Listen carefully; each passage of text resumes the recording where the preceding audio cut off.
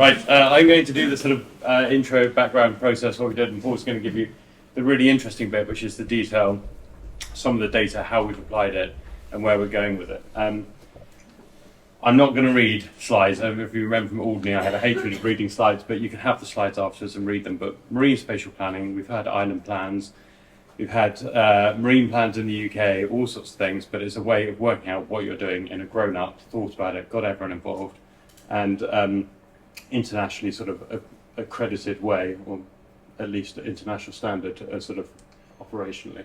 So it's a long process.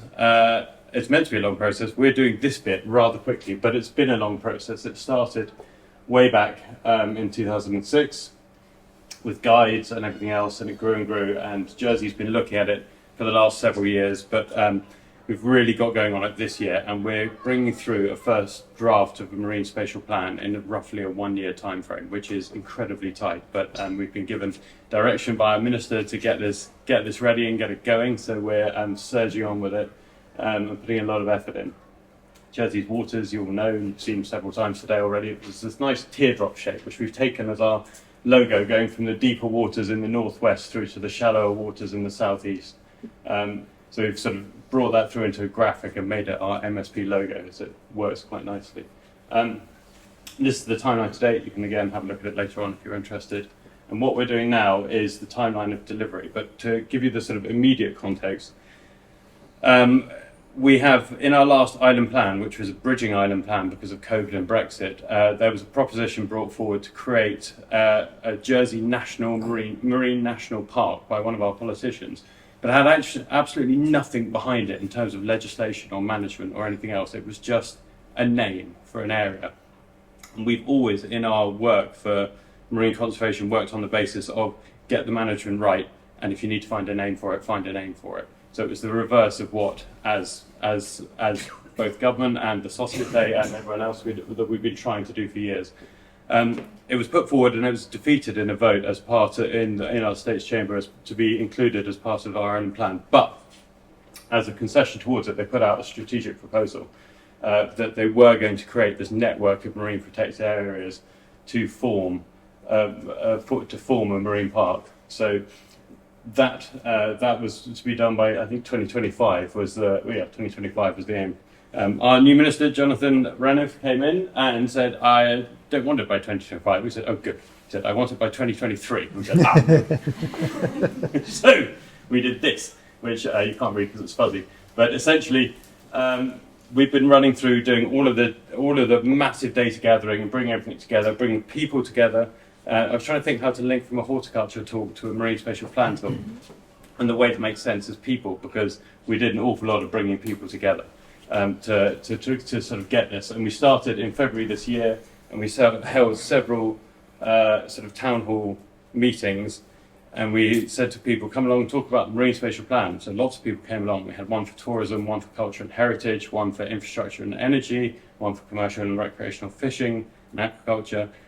And people came along and they said, so tell us about the marine spatial plan. We said, no, you tell us what you want in the marine spatial plan, because we haven't written it yet, which they were all slightly surprised by. We had a really nice process where we had big charts, and we gave them an intro, and then we got them to put stickers on charts and cards relating to stickers so that they could put down their ideas, their thoughts, their concerns, what's good now, what's bad now, what they wanted to see in the future, what they didn't want to see, and we did it in the current and the future sessions.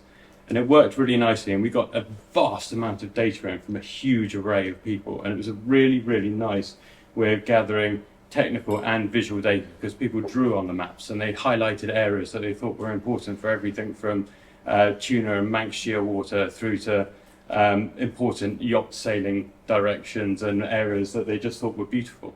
So we've got a whole load of information from people. We combine that with all of the technical data, which is what we call the evidence base, which is, oh, I've got a pointer, haven't I? How does that work? But I have to walk around into the light.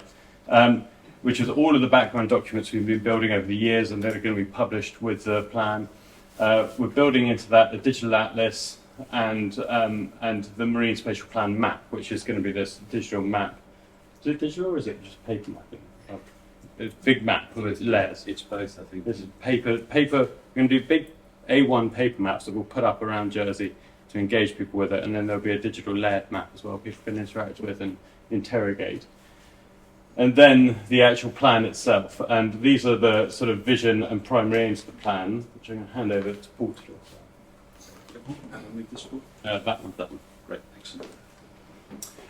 Yeah, so talked a bit about the process, the sort of origins and things of marine spatial planning, but I suppose probably people are quite keen to know what it is, its sort of scope, and where it sort of sits in terms of, I suppose, its I don't know, sort of purpose really, and ability to sort of change things.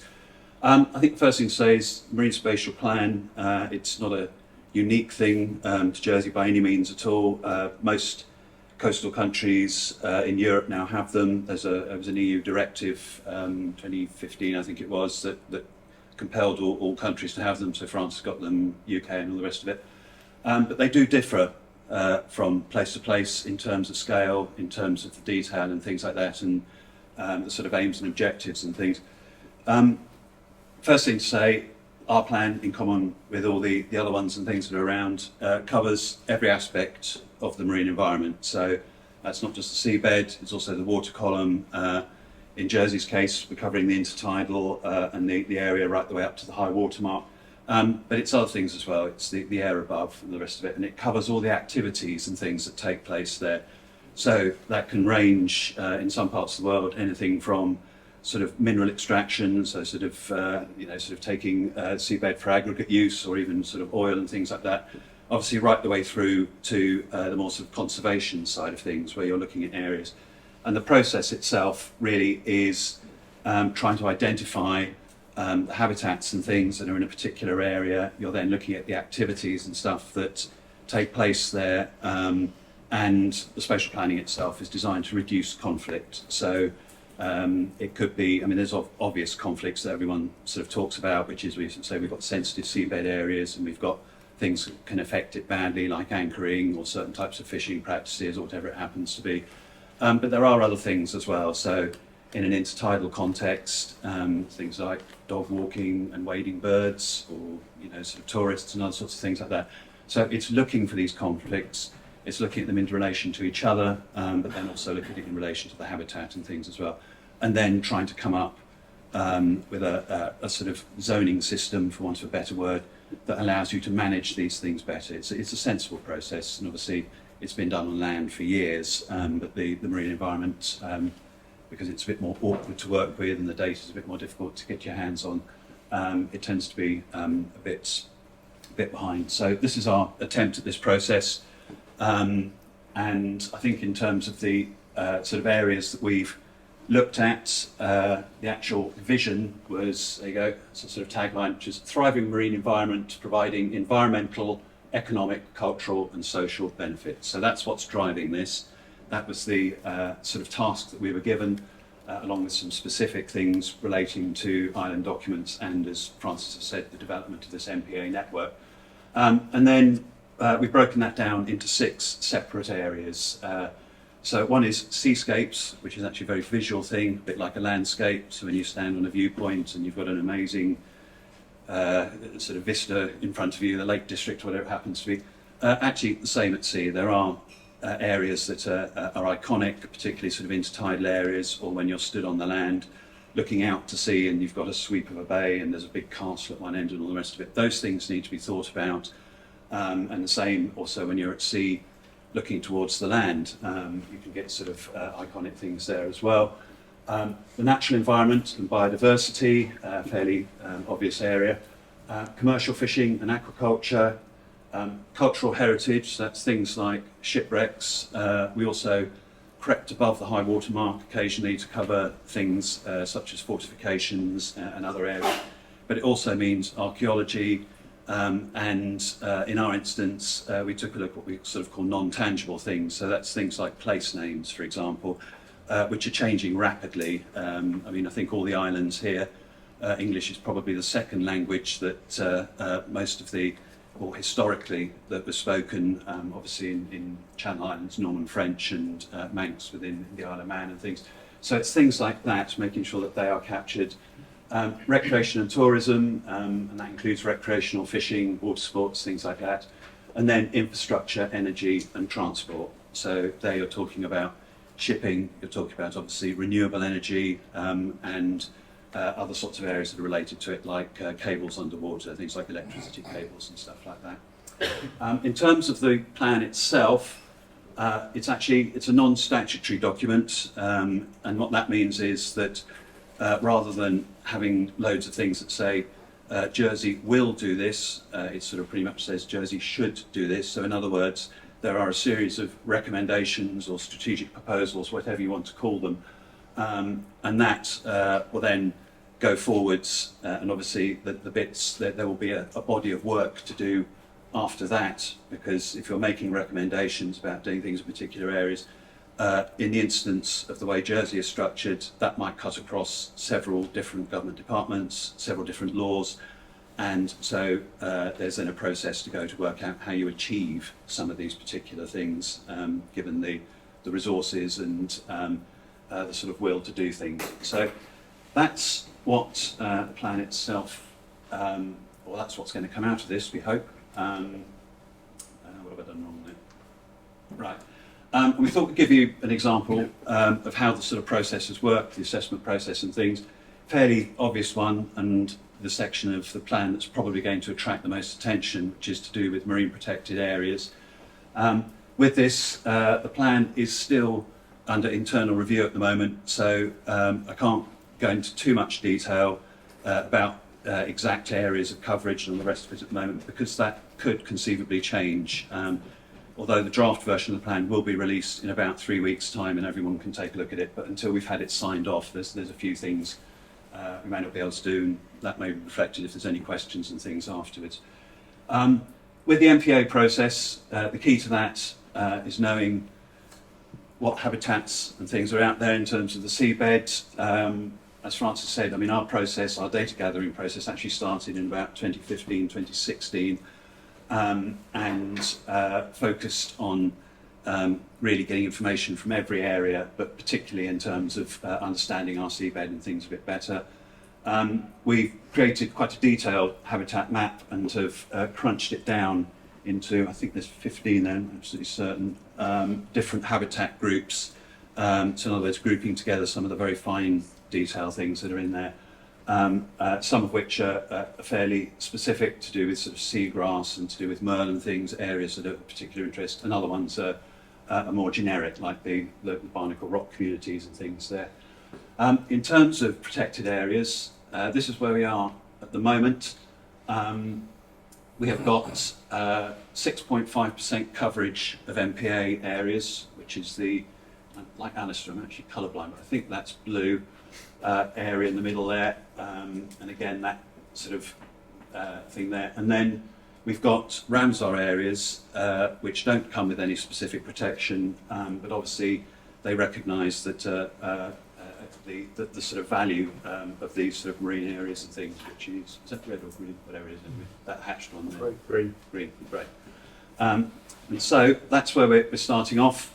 We got our habitat map, which I think we gave the process as to how we did that in one of the previous Iems about 2 or 3 years ago, and then it's a case of trying to work out the areas of value in relation to the sort of objectives of the plan, but also in terms of how we're actually from this going to work out which areas need conservation measures and which ones don't.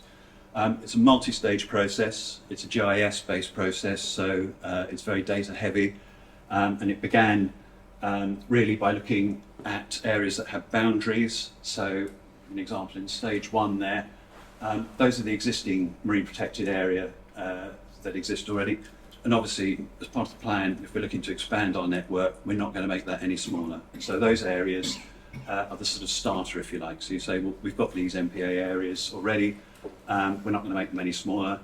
So to that, you sort of add another layer, which in this instance was the Ramsar sites. Now they've been designated for nearly a quarter of a century. They are recognised locally, internationally, and everywhere else as areas of international importance, and therefore we put a high value on anything that's within there. And you'll see this is a sort of scoring system. You're sort of adding points to particular areas as you go through it.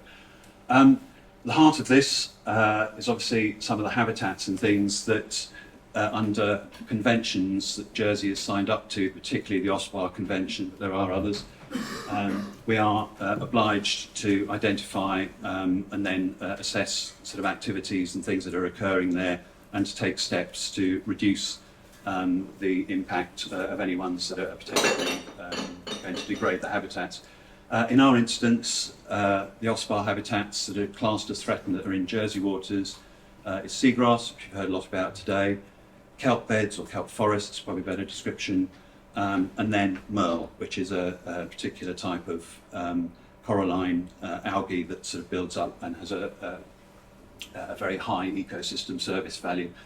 And so we worked out where those are, which is those areas there, and I think that's green, possibly yellow, there, and so those areas automatically accrue a certain amount of value in the evaluation that we're doing. On top of that, intertidal areas, again, given a very high value, they are sensitive, they have a very high ecosystem service value in the sense of the things that they deliver for our well-being, but also for wildlife. And so recommendation is that actually we should be looking at all intertidal areas as being part of an MPA network. And in addition to that, we have, for the low water mark, got a 1 nautical mile buffer around the edge of Jersey, and saying, well, these areas, these are shallow water ones. This is where majority of our seagrass is. This is where an awful lot of the kelp beds and things are. It's a shallow water. The waters around Jersey are particularly shallow anyway. It's very highly productive. It's also the busiest area in terms of activity. So it's where most of Jersey's fishing takes place, unbelievably, just in that tiny strip. Recreational and professional, but water sports, a lot of the transport and navigation and things like that. There is a lot going on in that area. And so that's flagged up as something that is an importance, that 1 nautical mile buffer. Other countries have gone down this route as well. We're not sort of unique in doing that. And then finally, and it wasn't finally actually, it's we looked at drying rocks and things. So those are the rocks that poke their heads above the water at low water mark. Really as indicators of reef areas, but also habitat complexity, in the sense they tend to be associated with topographically complex areas. And in the centre of Jersey, they're also associated with, obviously, our offshore reefs and things themselves, which in their own right have value. And then finally, in the sort of first stage of the process, blue carbon, which again, it was one of the things that we were tasked with doing in terms of climate change mitigation. That was part of the Marine Spatial Plan's objectives, and where some of the funding for it came from. And so we have a blue carbon assessment that was done 2 years ago, I think the report came out, or the initial report came out. And from that, it identified areas that were associated with very high organic production. It's essentially kelp forests, well beds and things like that. And areas where there's a very high probability of, I'm going to use the word sequestration because I can't think of the word you're supposed to use now, but permanent burial, let's just say that, where organic carbon's getting buried, locked away, and all the rest of it. And again, that adds value to it. Right, I need to start speaking even faster.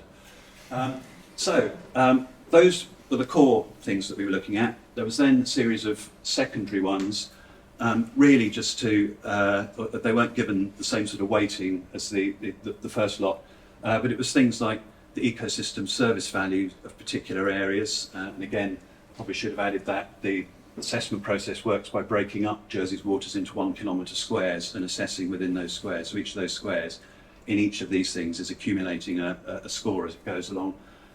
So it was water depth was another one, again because of the link to productivity. And then finally, I forgot what the third one was, I have to do it later. So all of that together produces a certain amount of score. From that you can identify areas that have got a very high score that certainly need to be looked at as priority in terms of inclusion in MPA. You get areas, which is quite a lot of Jersey's waters, where actually it has a very low score because it's only got one habitat, because it's deep water, because it's mobile sands and it's got a lower value and all the rest of it. And then you're left with areas in between, which is where the decision making has had to come in. And there's a series of processes that we've gone through with those areas to try and work out where the boundaries of the MPAs should be. This is going to be really frustrating. We can't actually show you at the moment where the MPA area is going to be. You can probably guess where the focus is going to be from the other things there. We can't do that. We have got, or our minister has given us, or was reminded us that we have a 30 by 30 target in Jersey, so that's 30% MPA coverage by 2030. That Marine Spatial Plan is not going to deliver that in all likelihood, but it won't be far off it. We are in the high 20s as we stand at the moment in terms of the recommendations for MPAs and things. And we like to think we have focused on those core areas that really need the protection and things, and which will contribute in economic terms, both to the sort of the island's economy and things as well, but also in terms of the sort of effects and things that we're aware of with MPAs, the spillover effect, and some of the other bits and pieces that go with it. So, very quickly to finish off, that's the timeline we're on at the moment. There we go, and that's the box where we are there, and I will stop.